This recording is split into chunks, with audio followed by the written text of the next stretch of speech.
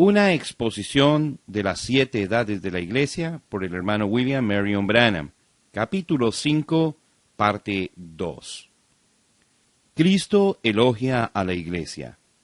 Yo conozco tus obras y donde moras, donde está el trono de Satanás, pero retienes mi nombre, y no has negado mi fe, ni aun en los días en que Antipas, mi testigo fiel, fue muerto entre vosotros, donde mora Satanás.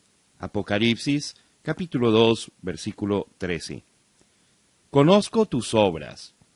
Estas son las mismas palabras pronunciadas a cada uno de los 7 mensajeros en relación al pueblo de Dios en cada edad. A medida que estas palabras sean habladas a las 2 vides, verdadera y falsa, traerán gozo y felicidad a los corazones de un grupo, pero deberán producir terror a los corazones del otro, porque aun siendo salvos por gracia, no por las obras, la verdadera salvación producirá obras o hechos que agradarán a Dios. Hijitos, nadie os engañe. El que hace obra justicia es justo como Él es justo. Primera de Juan, capítulo 3, verso 7. Si este versículo tiene significado alguno, el significado es que lo que un hombre hace, así es él. ¿Acaso alguna fuente hecha por una misma abertura agua dulce y amarga? Santiago capítulo 3, versículo 11. Porque los que hemos muerto al pecado, ¿cómo viviremos aún en él? Romanos capítulo 6, versículo 2. O haced el árbol bueno, y su fruto bueno, o haced el árbol malo, y su fruto malo, porque por el fruto se conoce el árbol. Generación de víboras, ¿cómo podéis hablar lo bueno siendo malos? Porque de la abundancia del corazón habla la boca. El hombre bueno, del buen tesoro del corazón saca buenas cosas, y el hombre malo, del mal tesoro saca malas cosas. Mateo, capítulo 12, versículos 33 al 35. Ahora, si un hombre es nacido de la palabra, él producirá palabra. Siendo renacido no de simiente corruptible, sino de incorruptible, por la palabra de Dios que vive y permanece para siempre. Primera de Pedro, capítulo 1, versículo 23. El fruto o las obras de su vida serán un producto de la clase de simiente o vida que está en él. Así que sus obras estarán de acuerdo con las Escrituras. ¡Oh, qué acusación es esta verdad en contra de la edad de Pérgamo! Allí está aquel ser incomparable y en su mano la espada aguda de 2 filos. La palabra de Dios, y esa palabra nos juzgará en el día postrero. Por cierto, la palabra está juzgando aún ahora, porque ella discierne los pensamientos e intenciones del corazón, separa lo carnal de lo espiritual, y nos hace epístolas vivientes, leídas y conocidas de todos los hombres para la gloria de Dios. Yo conozco tus obras. Si un hombre teme que quizás no esté agradando a Dios, entonces déjelo que cumpla la palabra. Si un hombre duda que oirá estas palabras, bien, buen siervo y fiel, déjelo que cumpla la palabra de Dios en su vida, y seguramente él oirá esas palabras de alabanza. La palabra de verdad era la regla ayer, y todavía es la regla hoy. No hay otra norma, no hay otra plomada. Como el mundo será juzgado por uno, Cristo Jesús ciertamente será juzgado por la palabra. Si un hombre quiere saber cómo está viviendo, déjelo que haga como dijo Santiago. Fíjese en el espejo de la palabra de Dios. Yo conozco tus obras. Mientras él estaba allí con la palabra, examinando sus vidas a la luz del plan que él había decretado para ellos, él habría de haber sido agradado en gran manera, porque ellos, así como los que ya habían pasado antes, estaban sufriendo la persecución de los injustos y todavía se mantenían con gozo, asidos del Señor. Aunque les fue difícil a veces servir al Señor, le sirvieron y le adoraron en espíritu y en verdad, pero con la vid falsa no era así. ¡Ay! Ellos habían repudiado la vida que es edificada sobre la palabra y ahora se estaban alejando más y más de la verdad. Sus acciones mostraban las profundidades a donde habían caído. Retienes mi nombre. ¿A quién iremos? Tú tienes palabras de vida eterna. San Juan 6, versículo 68. En aquel tiempo la retuvieron, la estaban reteniendo ahora, pero no con el temor funesto como hombres que viven vidas estériles. Ellos estaban reteniendo en su fuerza y en la seguridad del Espíritu que eran uno en él.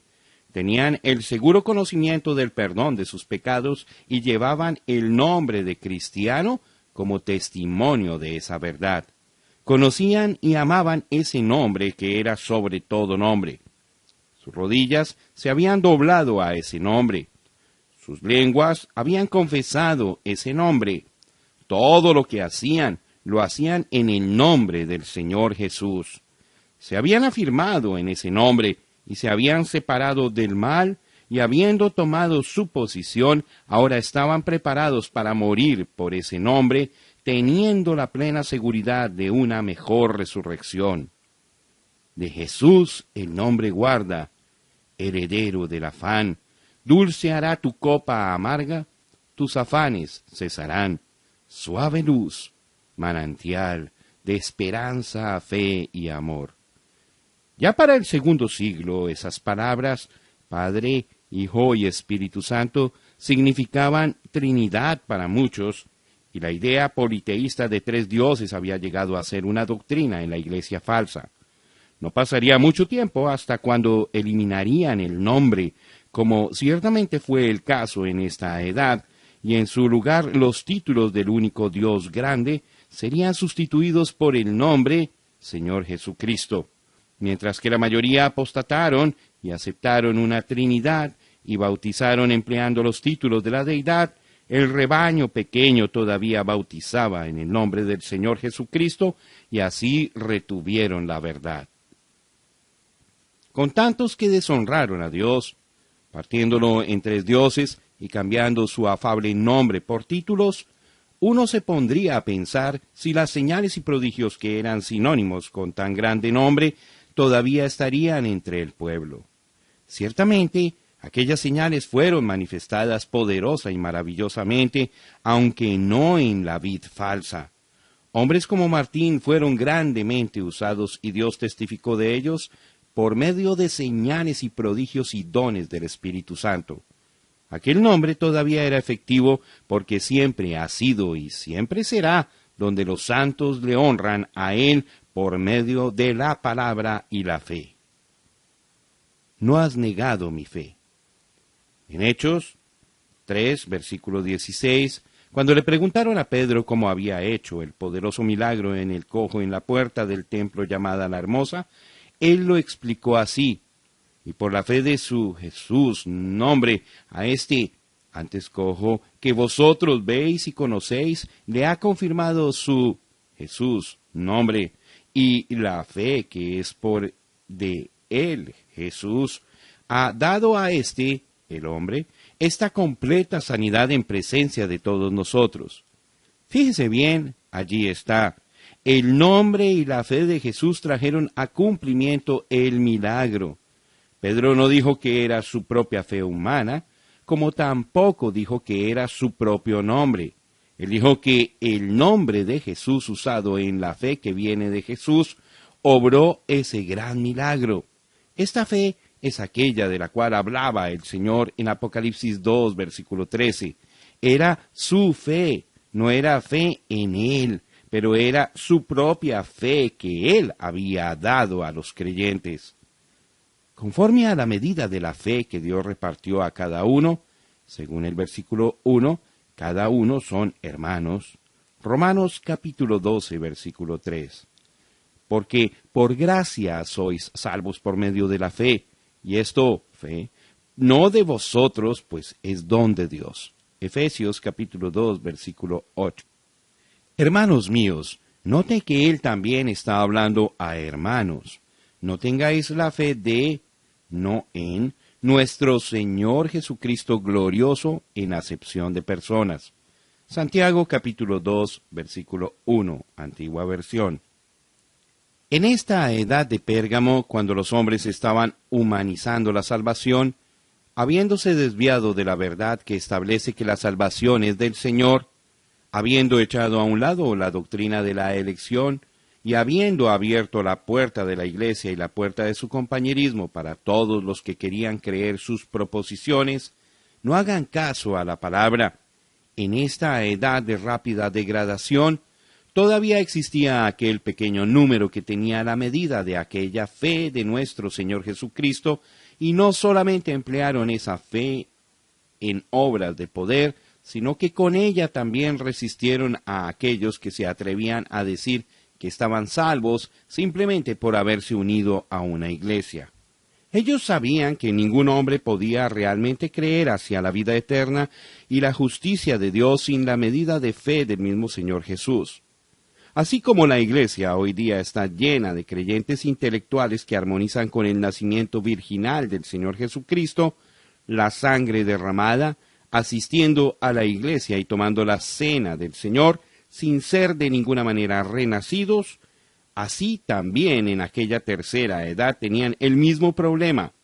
La fe humana no fue suficiente allá en aquel entonces y tampoco lo será hoy. Se necesita que caiga la mera fe del Hijo de Dios en el corazón del hombre para que él así pueda recibir al Señor de gloria en el templo no hecho de manos. Esta era una fe viviente. Yo vivo en la fe del Hijo de Dios. Pablo no dijo que vivía por fe en el Hijo de Dios.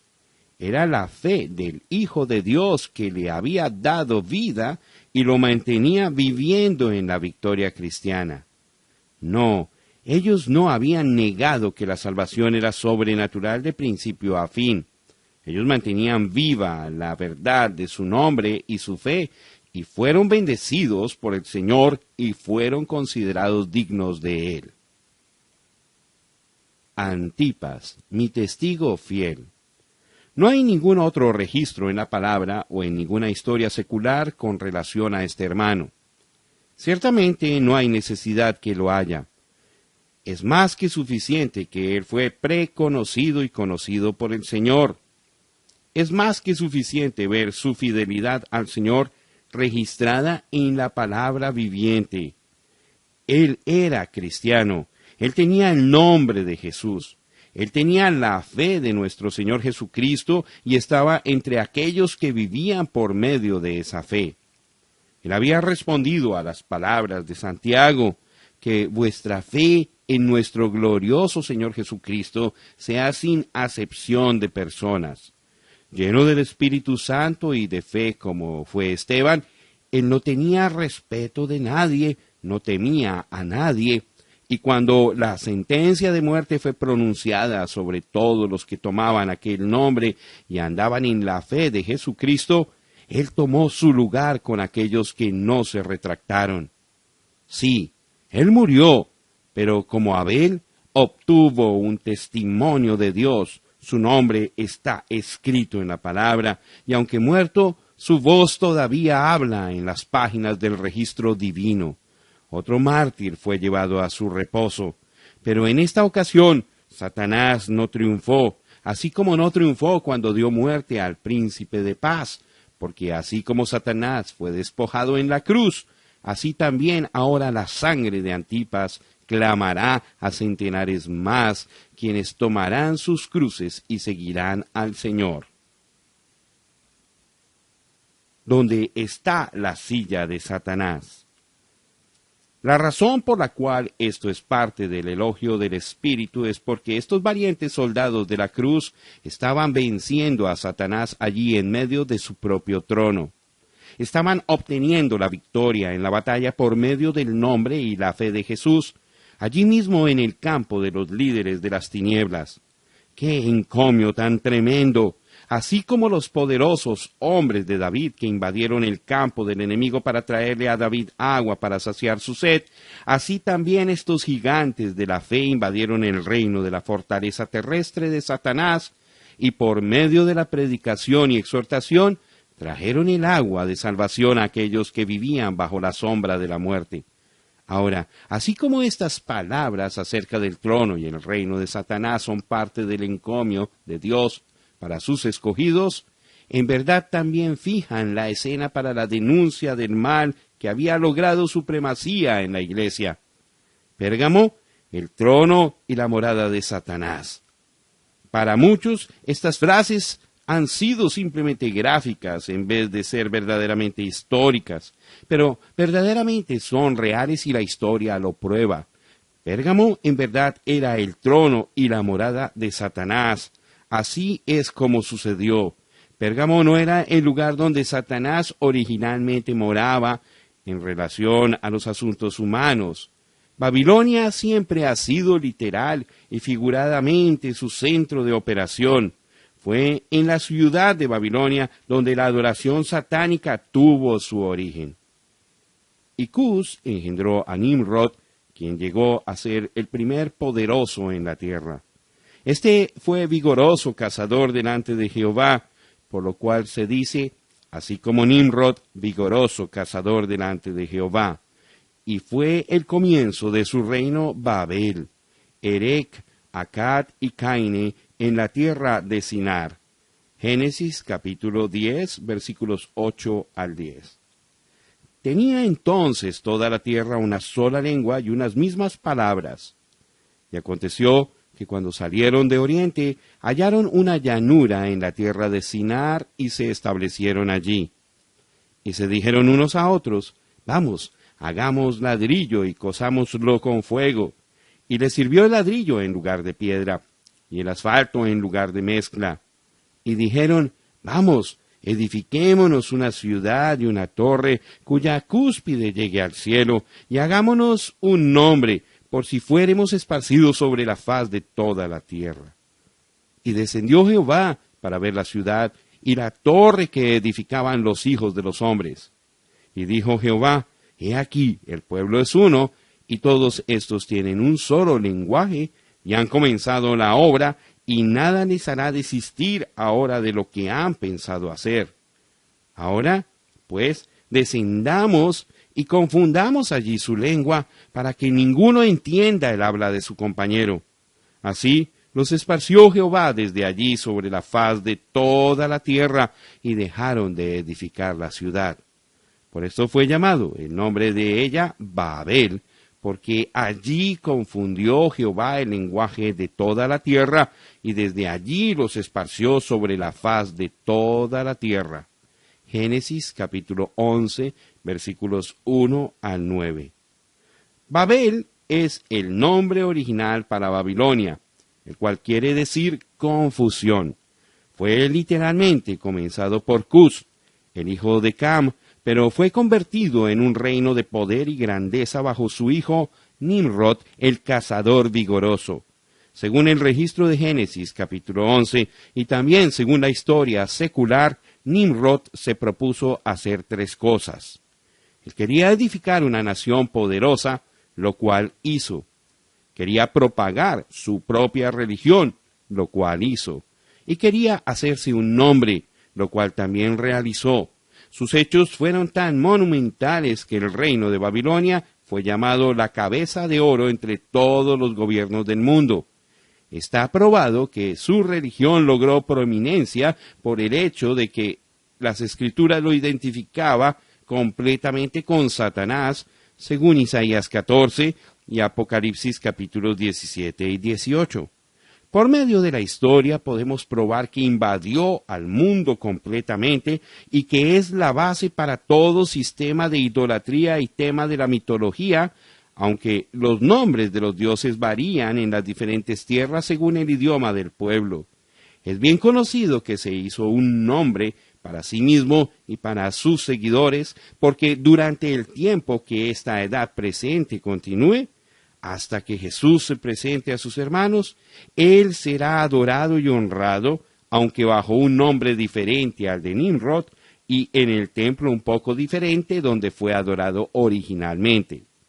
Siendo que la Biblia no registra en detalles la historia de otras naciones, será necesario escudriñar los antiguos registros seculares para hallar nuestra respuesta a esta pregunta. ¿Cómo es que Pérgamo llegó a ser el centro de la religión satánica de Babilonia? Las mayores fuentes de información serán los registros de cultura egipcia y griega. La razón de esto es que Egipto recibió de los caldeos la ciencia y las matemáticas y Grecia la recibió de Egipto. Ahora, siendo que los sacerdotes tenían a su cargo la enseñanza de estas ciencias, las cuales fueron empleadas como parte de la religión, entonces ya conocemos la clave de cómo fue que la religión de Babilonia logró su tremenda influencia en estas dos naciones. También es cierto que cuando una nación vencía a otra, entonces dentro de poco tiempo la religión del vencedor llegaba a ser la religión del vencido.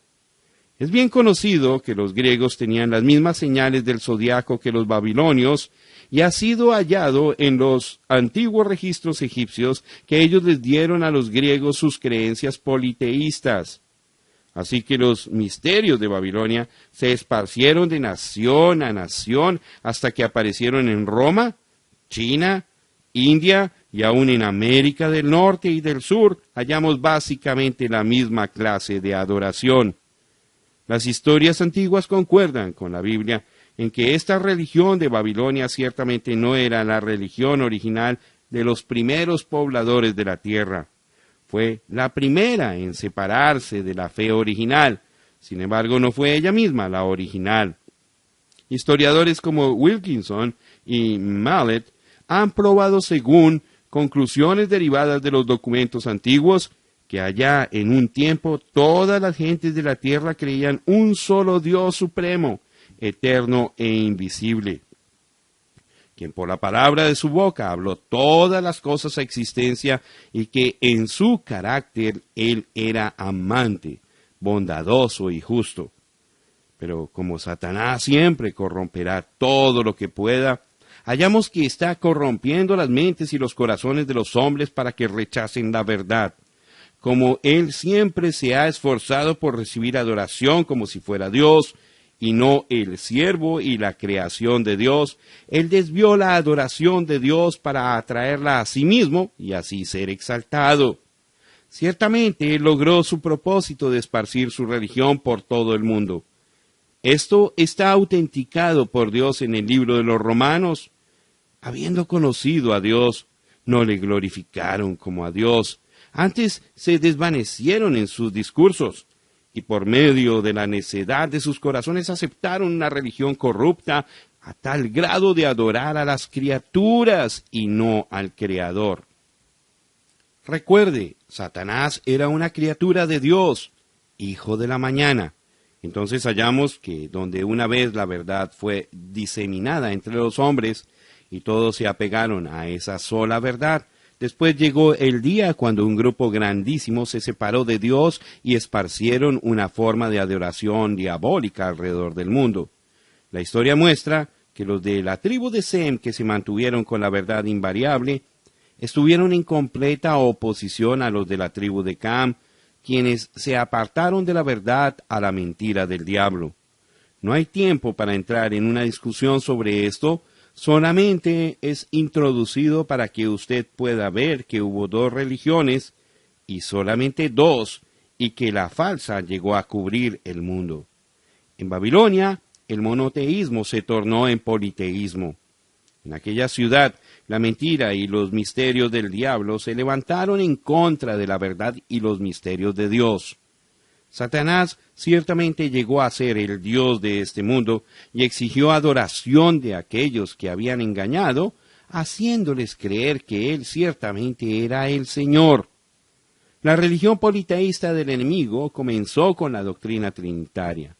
Fue allá en la antigüedad que la idea de un Dios en tres personas vino a existencia.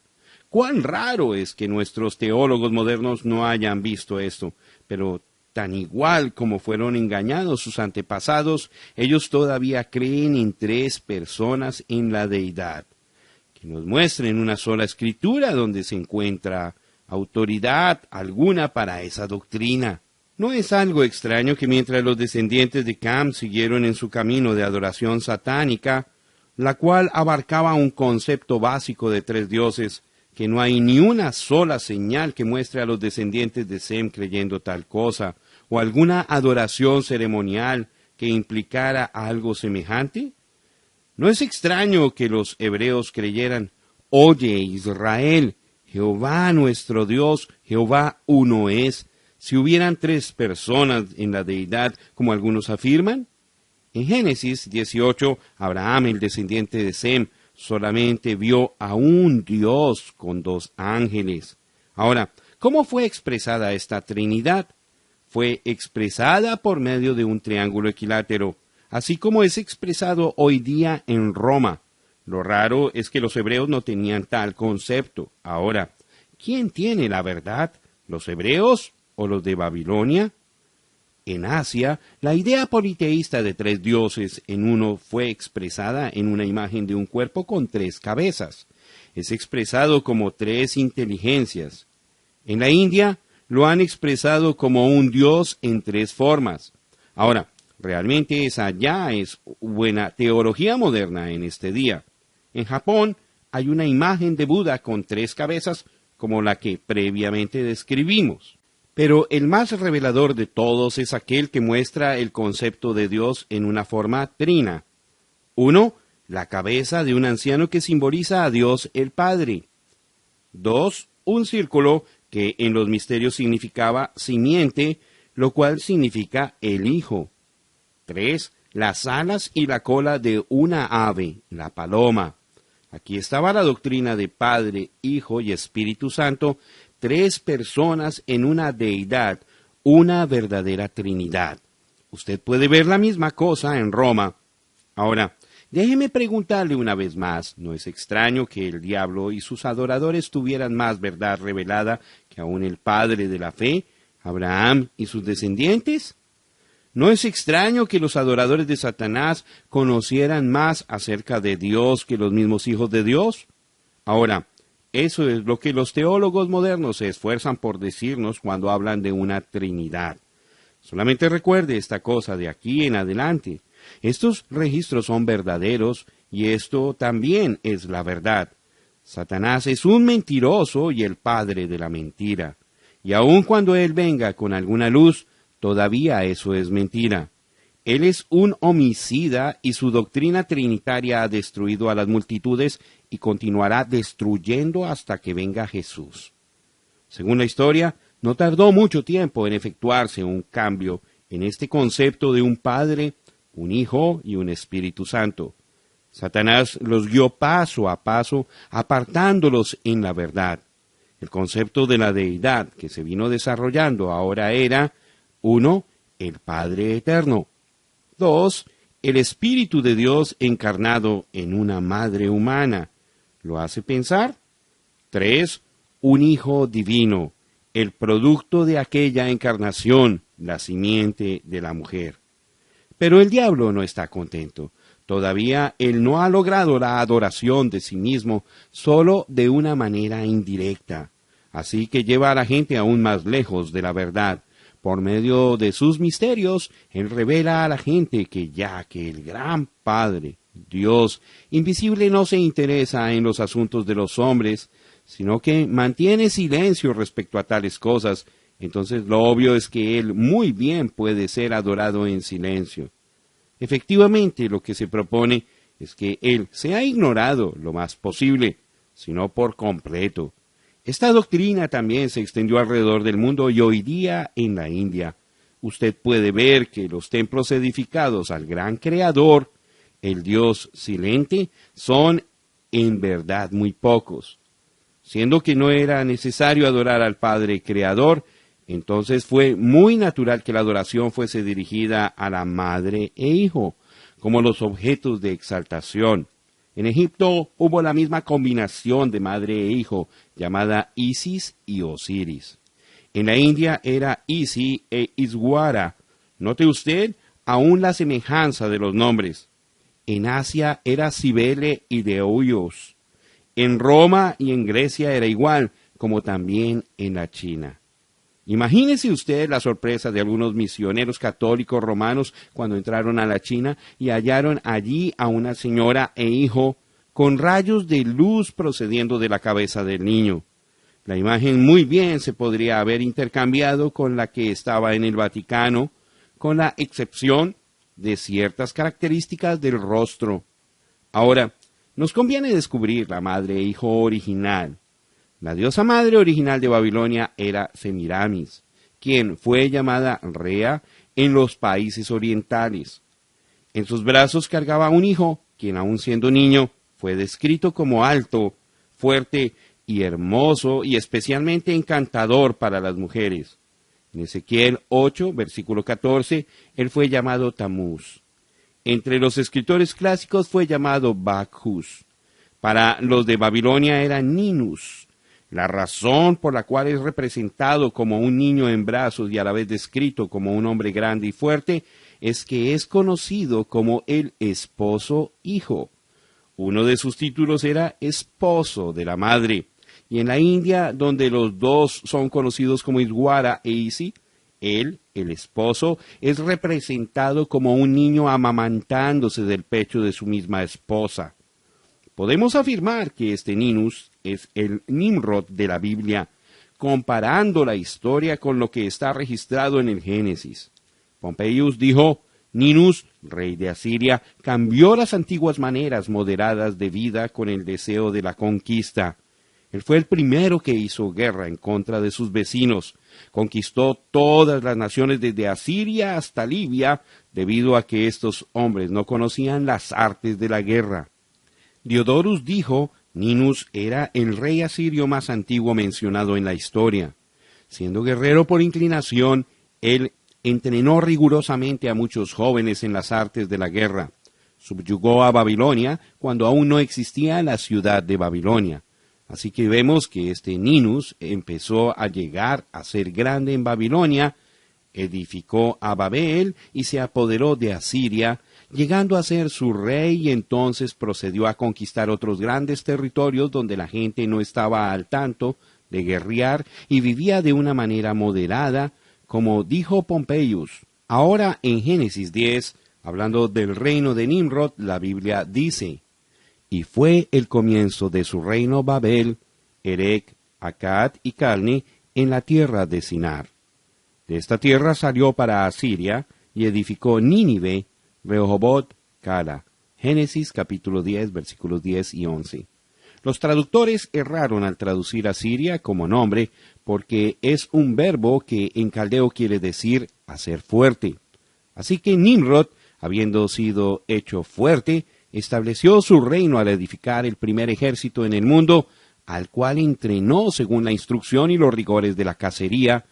Fue más allá de Sinar con su gran ejército y subyugó naciones y edificó ciudades como Nínive, la cual fue nombrada por él mismo, y hasta el día de hoy una mayor parte de las ruinas de esa ciudad son llamadas Nimrod. Siendo que hemos descubierto quién fue Ninus, ahora nos es necesario descubrir quién era su padre. Según la historia, es Bel, el fundador de Babilonia. Se debe notar aquí que Bel fundó la ciudad en el sentido de que él comenzó la obra entera, pero fue su hijo, Ninus, quien la estableció y fue su primer rey, etc. Pero según la escritura, el padre de Nimrod fue Cus, y Cus engendró a Nimrod. No solamente es cierto eso, sino que hallamos que Cam engendró a Cus. Ahora, en la cultura egipcia, Bel fue llamado Hermes, y Hermes quiere decir el hijo de Cam. Según la historia, Hermes fue el gran profeta de la idolatría. Otro nombre por el cual también fue llamado fue Mercurio. Véase en Hechos capítulo 14, versículos 11 y 12. Higinus dice esto acerca de ese dios quien fue conocido como Bel, Hermes, Mercurio y etc. Por muchas edades los hombres vivían bajo el gobierno de Jove, no el Jove romano, sino el Jehová de los hebreos, quien fue antes de la historia romana, sin ciudades ni leyes, y todos hablaban el mismo idioma. Pero después de que Mercurio, Bel, Cus interpretó los idiomas de los hombres. Por consiguiente, un intérprete es llamado hermenéutico.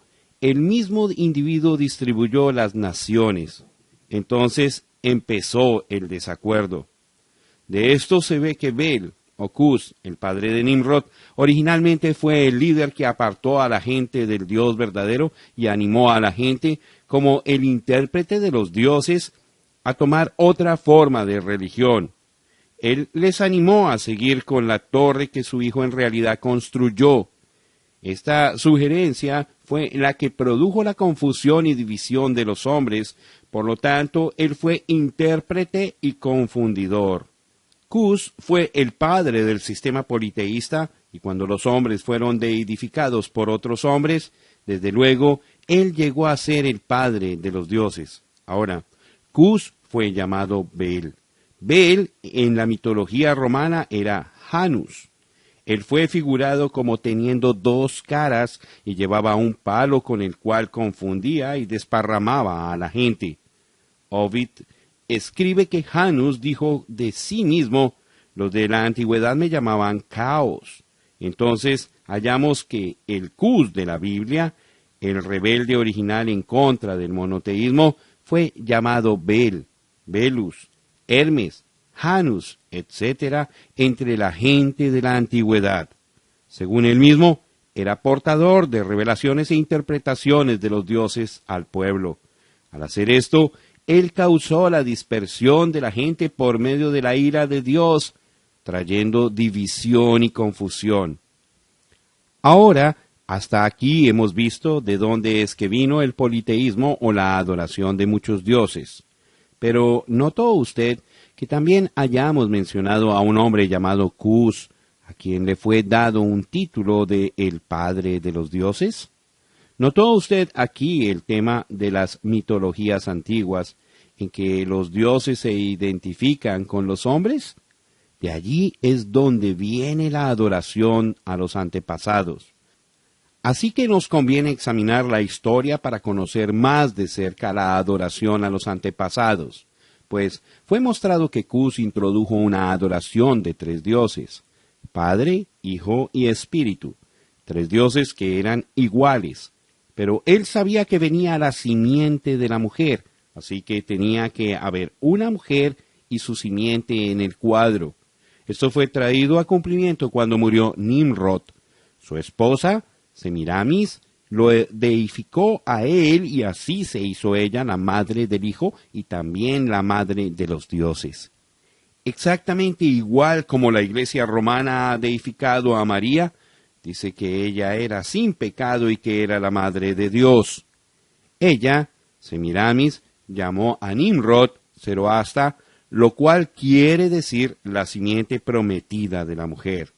Pero no había pasado mucho tiempo cuando la mujer empezó a atraer más la atención que el hijo, y en breve ella fue representada venciendo a la serpiente. La llamaron la reina del cielo y la hicieron divina. ¿Cuán semejante es esto al día presente en que María, la madre de Jesús, ha sido elevada a la inmortalidad, y ahora mismo, desde septiembre de 1964, el Concilio del Vaticano está intentando darle a María una posición que ella no posee, porque la quisieron llamar María la Mediadora, María la Madre de todos los creyentes, o Madre de la Iglesia. Si en verdad ha habido adoración babilónica a los antepasados en una religión, es en la religión de la Iglesia de Roma. No solamente fue originada en Babilonia la adoración a los antepasados, sino también la adoración a la naturaleza. Fue en Babilonia donde los dioses fueron identificados con el sol y la luna, etc. El objeto principal en la naturaleza era el sol, el cual tiene cualidades de dar luz y calor, y al hombre le parece una bola de fuego en los cielos. Así que el dios principal sería el dios sol, a quien ellos llamaban Baal. Frecuentemente el sol fue representado como un círculo en llama donde aparecía una serpiente alrededor. Al poco tiempo, la serpiente llegó a ser símbolo del sol y por consiguiente fue adorada. Así que el deseo del corazón de Satanás llegó a su cumplimiento completo. Él fue adorado como Dios. Su trono fue establecido. Sus esclavos se inclinaban ante él. Él fue adorado allí en Pérgamo en la forma de una serpiente viva. El árbol de la ciencia del bien y del mal, simbolizado ahora en la forma de una serpiente viva, no solamente había seducido a Eva, sino también a la mayoría de la humanidad. Pero, ¿cómo es que Pérgamo llegó a ser la silla de Satanás si la silla fue Babilonia? De nuevo la respuesta está en la historia. Cuando Babilonia cayó bajo el dominio de los medo-persas, el sacerdote rey Attalus huyó de la ciudad y se fue a Pérgamo con sus sacerdotes y sus misterios sagrados. Allí edificó su reino, fuera del imperio romano, y prosperó grandemente bajo el cuidado del diablo. Este ha sido un resumen muy corto de la historia de la religión babilónica y su culminación en Pérgamo. No hay duda de que se han dejado muchas preguntas sin respuestas y que también se pudo haber dicho mucho más para iluminarnos, pero esto no ha sido presentado para hacer un estudio de historia, sino más bien ha sido presentado para ser una ayuda en el estudio de la palabra. La denuncia. Pero tengo unas pocas cosas contra ti, que tienes ahí a los que retienen la doctrina de Balaam, que enseñaba a Balac a poner tropiezo ante los hijos de Israel, a comer de cosas sacrificadas a los ídolos y a cometer fornicación. Y también tienes a los que retienen la doctrina de los nicolaitas, la que yo aborrezco. Apocalipsis capítulo 2 versículos 14 y 15. En esta edad de Pérgamo, el Señor denuncia dos doctrinas que él aborrece. Uno, la doctrina de Balaam, que trajo idolatría y excesos pecaminosos a Israel en Baal Peor. Y dos, la doctrina de los nicolaitas, la cual apenas eran hechos en la edad de Éfeso. Junte esta denuncia con el hecho de que él ha estado poniendo énfasis sobre Pérgamo como el asiento de Satanás, y es muy fácil y propio concluir que de alguna manera la religión de Babilonia ha llegado a ser mezclada con el cristianismo.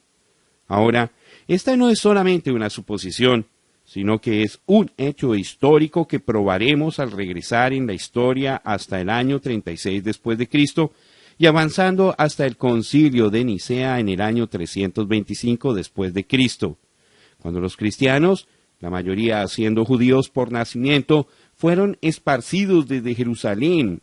Ellos fueron por todas partes predicando el Evangelio, particularmente en las sinagogas.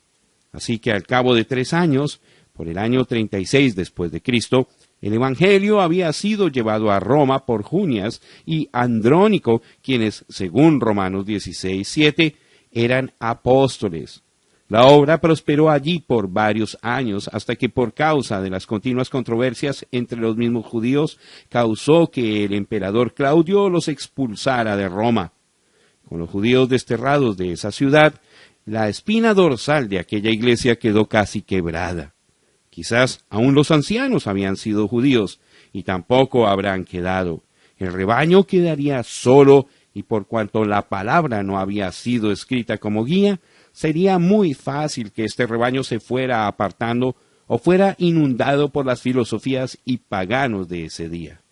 Con lobos rapaces en acechanza y el espíritu del anticristo suelto, hallamos en la historia que esta pequeña iglesia en Roma llegó a una condición de apostasía, sin esperanza de recuperación, y empezó a introducir ceremonias paganas bajo títulos cristianos. Como el tiempo del destierro duró 13 años, los fundadores Junias y Andrónico no regresaron sino hasta el año 54 después de Cristo. Imagínese usted el horror de ellos al hallar una iglesia con un título cristiano siendo tan despreciablemente pagana.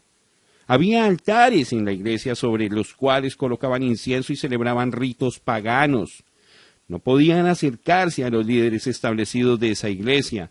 Por lo tanto, con los pocos que se esforzaron por permanecer fieles, dieron comienzo a una iglesia nueva, o sea, la segunda iglesia de Roma.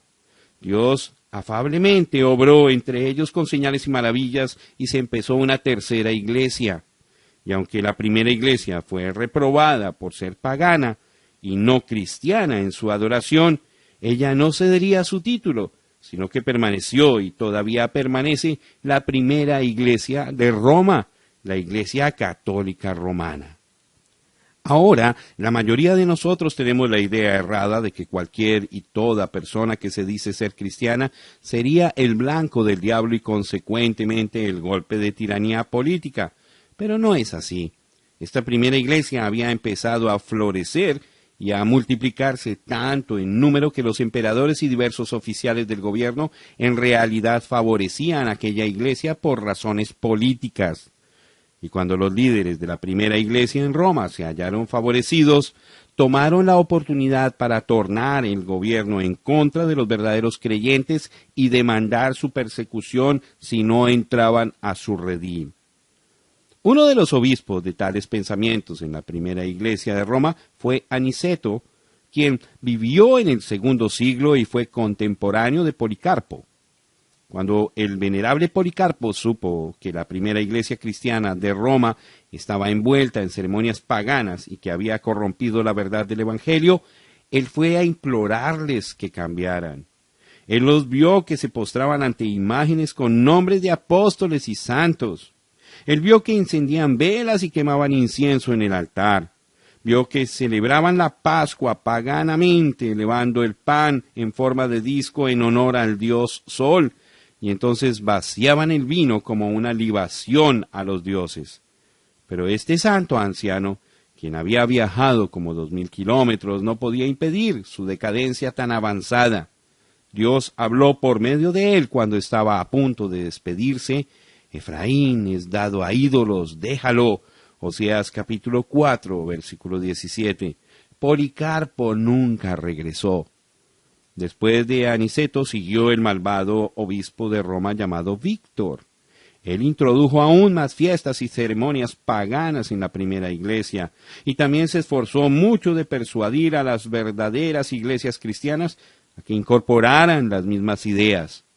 Ellas no se doblaban a su deseo, así que persuadió a los oficiales del gobierno que persiguieran a los creyentes, trayéndolos ante la ley, echándolos en la prisión y aún dando muerte a muchos. Un ejemplo de sus hechos tan viles se halla en la historia, cuando el emperador Septimus Severus fue persuadido por Callistus, el amigo de Víctor, a matar a 7000 en Tesalónica, porque estos verdaderos creyentes celebraban la Pascua según el mandamiento del Señor Jesús y no según la adoración de Astarte. La vid falsa ya estaba desatando su furor en contra del Dios viviente, dando muerte a los escogidos, igual como hizo su antepasado Caín cuando mató a Abel. La iglesia verdadera continuó esforzándose por hacer que la primera iglesia se arrepintiera, pero no lo haría. Ella aumentó en número e influencia. Inició una campaña continua para desacreditar a la simiente verdadera. Reclamaban que ellos, y solamente ellos, eran los verdaderos representantes del Señor Jesucristo y ostentaron el hecho de que eran la iglesia original en Roma y que eran la primera iglesia. En verdad eran la primera iglesia y en verdad lo son. Así que al tiempo de esta tercera edad de la iglesia, tenemos dos iglesias que llevan el mismo nombre, pero con una diferencia amarga entre las dos. La una se ha apartado de la verdad, se ha casado con los ídolos y no tiene nada de vida. Ella se ha hibridado y las señales de la muerte, no de vida, siguen en sus pasos. Ella es poderosa con muchos miembros y es favorecida por el mundo. La otra es un pequeño grupo perseguido, pero sigue la palabra y las señales les siguen. Los enfermos son sanados y los muertos son levantados. Ella vive con la vida y palabra de Dios. Ella no ama su vida, pero se afirma en su nombre y en su fe aún hasta la muerte. Y así la terrible persecución oficial de Roma cayó sobre los verdaderos creyentes, hasta que Constantino llegó al poder y concedió libertad de adoración religiosa. Parece que hay dos razones por las cuales fue concedida esta libertad. En primer lugar, Varios emperadores buenos no habían permitido la persecución, pero al morir ellos fueron sucedidos por aquellos que mataban a los cristianos. Esto fue hecho tan sin razón que por fin la opinión pública se manifestó en que dejaran en paz a los cristianos. La segunda razón es la más conocida. Constantino tenía delante de él una batalla que afrontar, bastante dificultosa, de la cual dependía el control del imperio.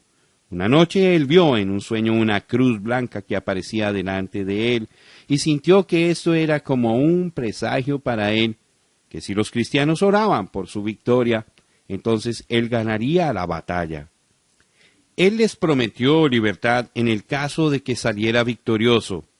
Fue victorioso y la libertad de cultos fue concedida en el edicto de Nantes en el año 312 después de Cristo. Pero esta libertad de persecución y muerte no fue tan magnánima como primeramente apareció. Constantino ahora era el patrón. Como un patrón, su interés era algo más que la de un observador, porque él decidió que la Iglesia necesitaba su ayuda en sus asuntos. Él los había visto en desacuerdo entre sí mismos en relación a ciertas cosas, entre las cuales una tenía que ver con Arrio, obispo de Alejandría, quien enseñó a sus seguidores que Jesús no era verdaderamente Dios, sino que era un ser de menor importancia, siendo que fue creado por Dios. La Iglesia occidental sostenía una posición opuesta, creyendo que Jesús era la primera esencia de Dios y, como decían ellos, coigual con el Padre. Con tales asuntos, juntamente con la intromisión de ceremonias paganas en la adoración, el emperador convocó el Concilio de Nicea en el año 325 después de Cristo, con el pensamiento de reunir a todos los diferentes grupos bajo un solo techo, donde pudieran resolver sus diferencias y llegar a un entendimiento común y ser todos uno. No es extraño que, aunque esto empezó allá con Constantino, no murió, sino que está realmente vivo hoy en la forma del Concilio Mundial de Iglesias. Y lo que él no logró obtener será en verdad logrado en este día por medio del movimiento ecuménico. Esta intervención del Estado en la Iglesia es una cosa necia porque el mundo no entiende ni la verdad hallada en la palabra ni los caminos de la Iglesia. Pues la misma decisión dada por el concilio respecto a que Arrio estaba equivocado fue cambiada 2 años después por el emperador y por muchos años aquella doctrina falsa fue impuesta sobre el pueblo. La unión de la Iglesia y el Estado fue anticipadamente conocida por el Señor. El mismo nombre, Pérgamo, significa completamente casado. Y ciertamente el Estado y la Iglesia estaban casados. La política y la religión fueron unidas. Los resultados de aquel matrimonio ha traído como consecuencia los híbridos más horribles que el mundo jamás haya conocido. La verdad no está en ellos, más bien en ellos están todos los caminos malvados de Caín, el primer híbrido. En esta edad no solamente el Estado y la Iglesia fueron casados, también la religión babilónica fue oficialmente unida por la primera Iglesia. Satanás ahora tenía acceso al nombre de Cristo y él fue colocado como Dios en el trono, en la adoración. Con la ayuda del auxilio federal, las iglesias fueron herederas de edificios hermosos, los cuales tenían altares de mármol blanco e imágenes de santos ya difuntos. Y aquí, en esta edad, es cuando la bestia, de Apocalipsis 13, versículo 3, que fue herida de muerte, el pagano imperio romano, volvió a la vida y al poder como el santo imperio romano. Roma, como una nación material, había sufrido mucho decaimiento y muy pronto lo sufriría por completo, pero ahora ya no importaba porque su imperio religioso la mantendría sobre todo el mundo, gobernando desde adentro donde no aparentara hacerlo desde afuera. Permítanme mostrarles la verdad exacta de las Escrituras sobre este asunto, porque no quiero que nadie piense que yo estoy dando una revelación propia que no se halla en las Escrituras. Tú, oh rey, veías, y aquí una gran imagen.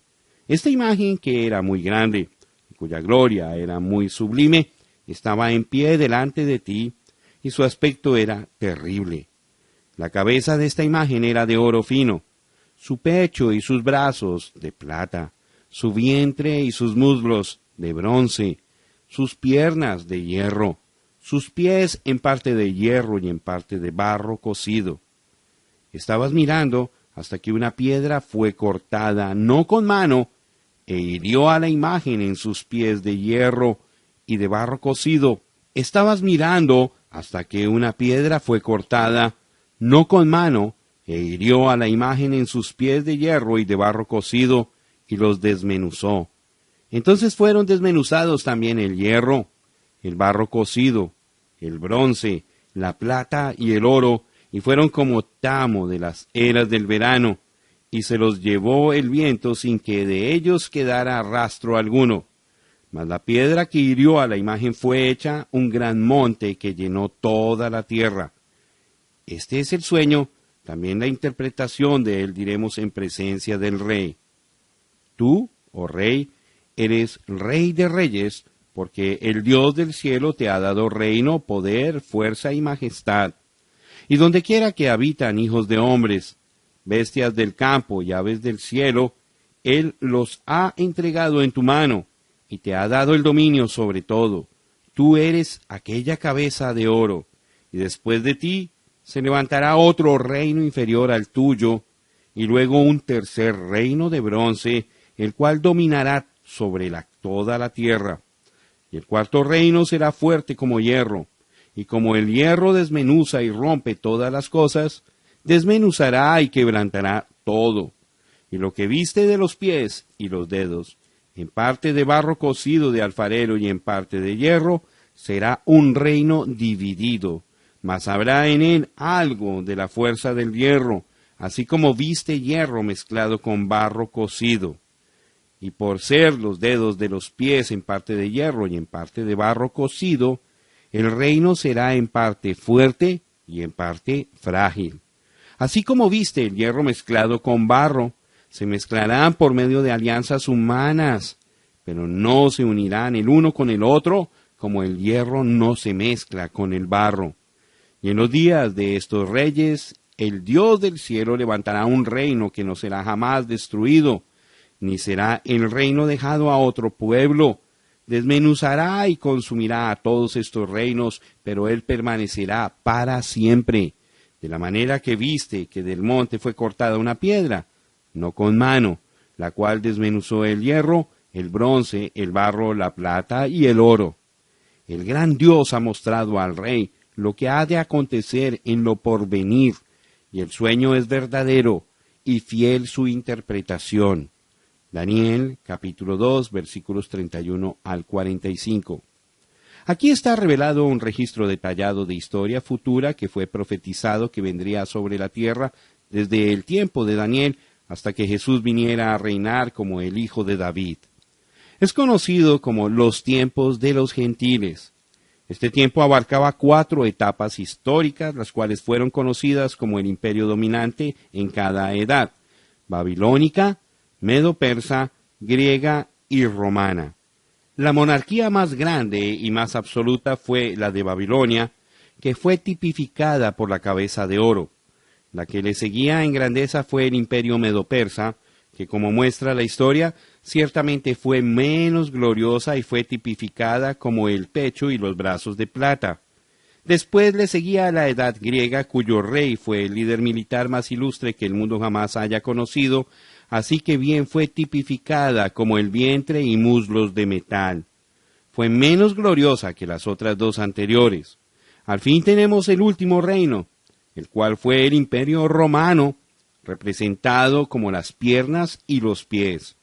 Los reinos anteriores fueron representados como minerales puros, oro, plata y metal puro.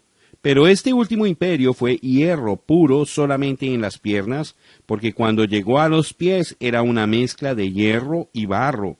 Tierra y mineral sencillamente no se pueden mezclar para producir consistencia y fuerza.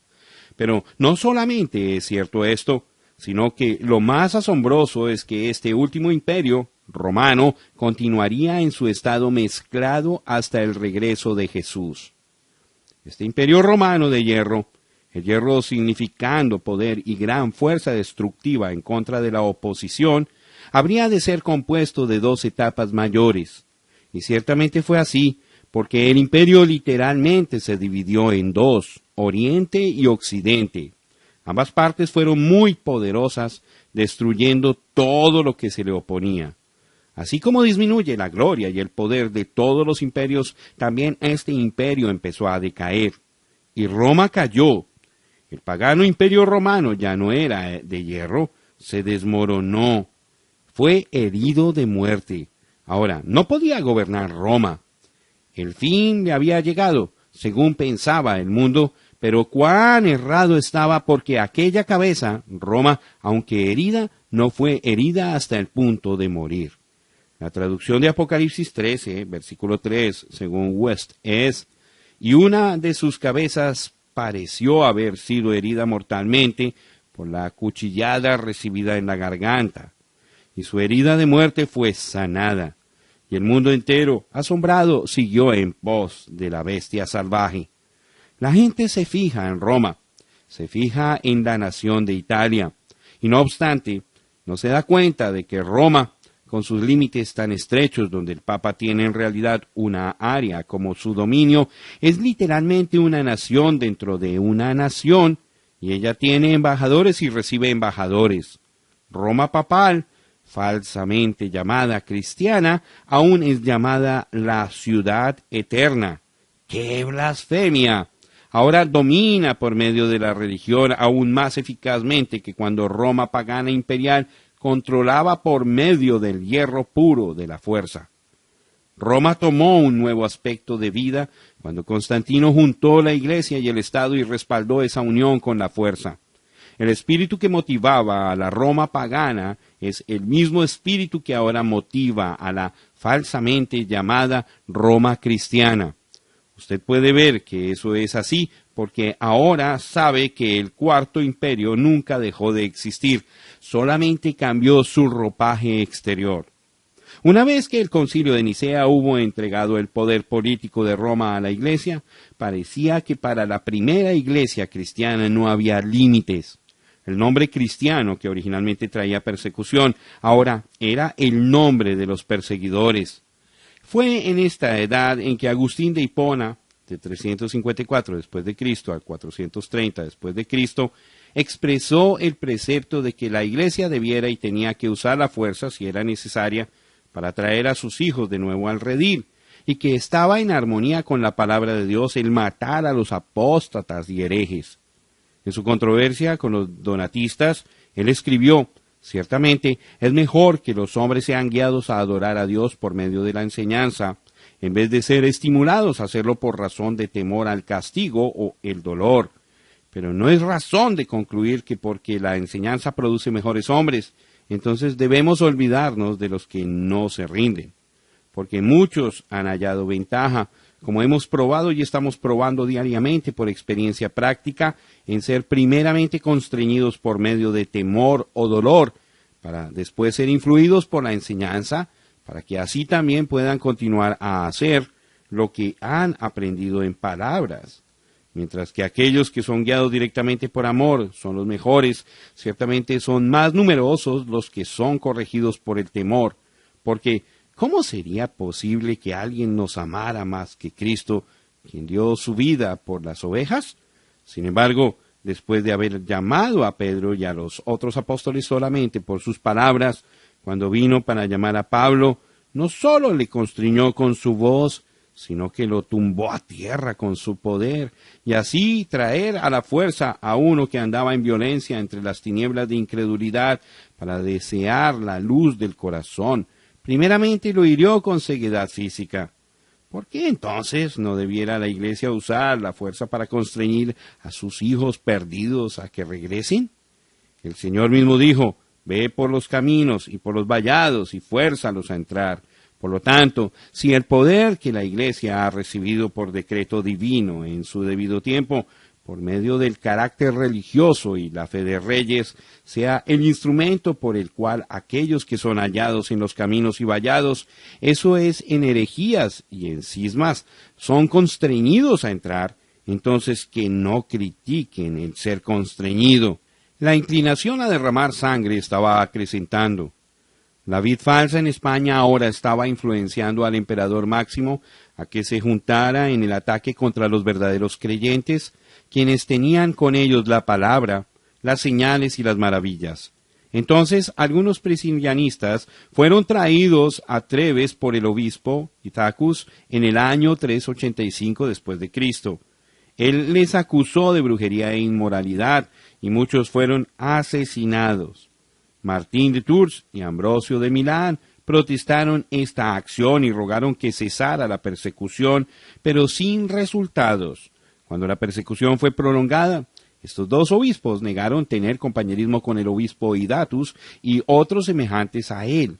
Tan extraño como parece, el sínodo de Treves dio su aprobación a los asesinos. De aquí en adelante, particularmente durante la edad del oscurantismo, veremos a los hijos de la carne perseguir y destruir a los hijos del Espíritu, aunque ambos reclaman ser del mismo Padre, como fue en el caso de Ismael e Isaac. La oscuridad de corrupción espiritual se profundizaría y la verdadera luz de Dios disminuiría hasta que, en términos de números, apenas estaría encendida. Sin embargo, la promesa de Dios permanecería verdadera. La luz alumbra en la oscuridad y la oscuridad no puede impedirla. Ahora, hasta aquí no he hablado acerca de aquel punto de la historia como lo prometí hacer. Eso es, la mezcla de la religión de Nimrod con la religión cristiana.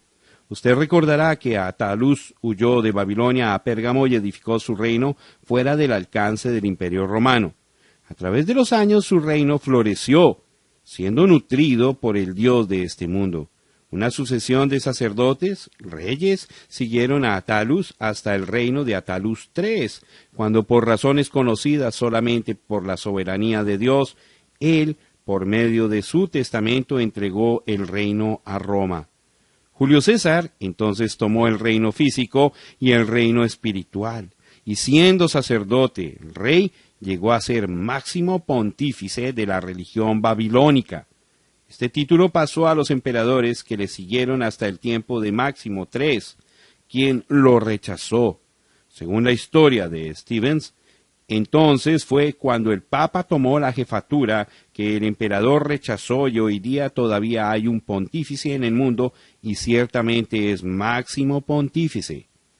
Él tiene una triple corona y radica en Roma. Y en Apocalipsis 17, Dios ya no se refiere a Pérgamo como la silla de Satanás, ni tampoco dice que allí es donde mora Satanás. No, el trono ya no es en Pérgamo, pero es Misterio Babilonia. No es en Babilonia, sino Misterio Babilonia. Es en una ciudad sobre 7 montes. Su cabeza es Anticristo, porque él ha usurpado la posición de Cristo, quien solo es mediador y quien solo puede perdonar pecados. Sí, el máximo pontífice está presente hoy día.